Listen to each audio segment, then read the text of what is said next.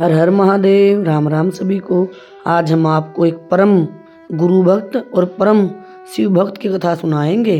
उपमन्यु महर्षि आयोध धूम्य के शिष्यों में से एक थे।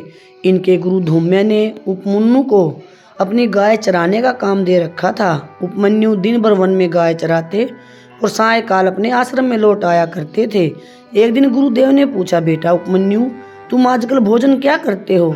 उपमन्यु ने नम्रता से कहा, भगवान, मैं भिक्षा मांगकर अपना काम चला लेता हूँ। इस बात पर महर्षि बोले, वत्स, ब्रह्मचारी को इस प्रकार भिक्षा का अन्न नहीं खाना चाहिए। भिक्षा मांगकर जो कुछ मिले उसे गुरु के सामने रख देना चाहिए। उसमें से गुरु यदि कुछ दे तो उसे ग्रहण करना चाहिए। उपमन्यु ने महर्षि की आज्ञा स्वीकार कर ली। अब वे भिक्षा मांगकर जो कुछ मिलता उसे गुरुदेव के सामने लाकर रख देते थे।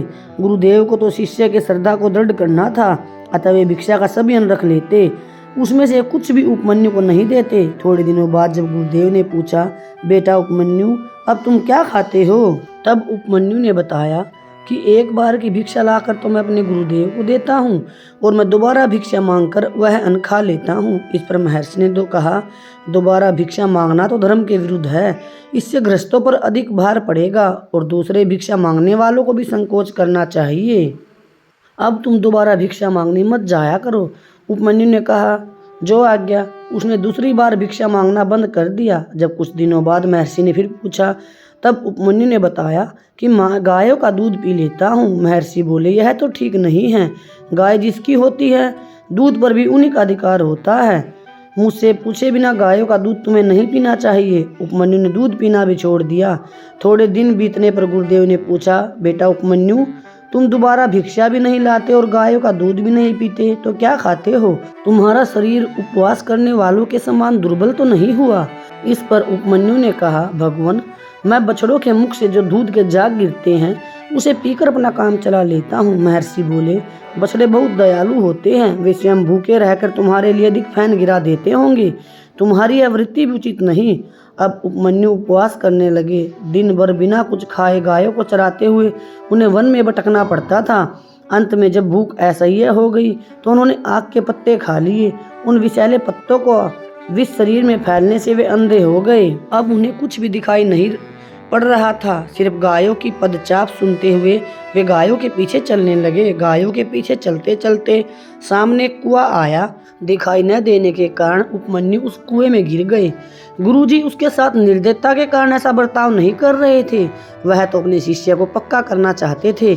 कछुआ रहता तो जल में है, किंतु अंडों को सेता रहता है, इसी से अंडे वृद्धि को प्राप्त होते हैं। इसी प्रकार ऊपर से तो गुरुजी ऐसा बर्ताव करते थे, भीतर से सदा उन्हें उपमन्यु की चिंता लगी रहती थी।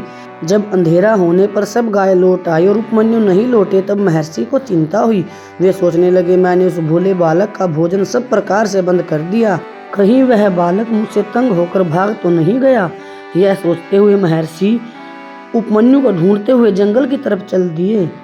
जंगल में जाने पर महर्षि ने आवाज़ लगाई, बेटा उपमन्यु तुम कहाँ हो? बेटा उपमन्यु तुम कहाँ हो?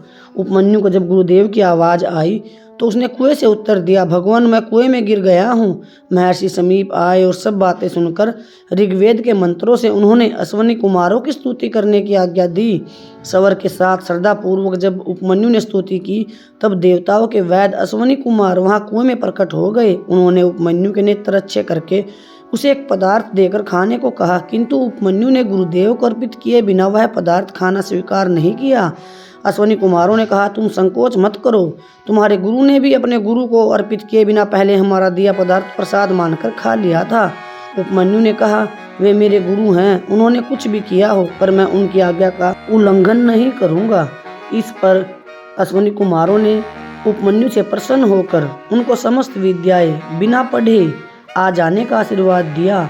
जब उपमन्यु कुएं से बाहर निकले, महर्षि आयोध ने अपने प्रिय शिष्य को हृदय से लगा लिया। गुरु सर्वोपरि होता है। अगर हम उनकी आज्ञा से चलते हैं तो इस भवसागर को अवश्य पार कर लेते हैं। आप सभी को भक्ति की यह कथा कैसी लगती है कमेंट में अवश्य बताएं। आप सभी ने इस कथा का श्रवण किया, इसके लिए आप सभी का कोटि कोटि धन्यवाद। राम राम सभी को।